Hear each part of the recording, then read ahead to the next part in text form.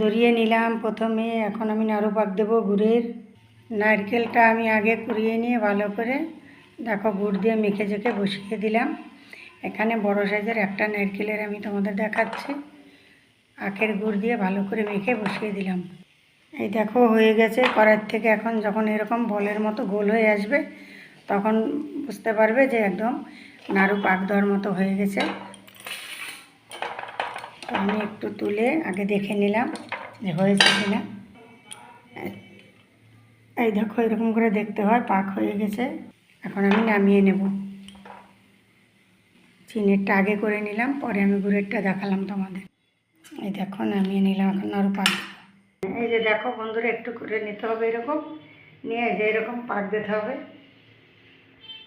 তো বন্ধুরা এরকম একটু করে নিয়ে এইভাবে পাক দিতে হবে নাড়ু। গুড়েরটা দেখো কত সুন্দর হয়। এইভাবে সবগুলো পাক দিয়ে নেব।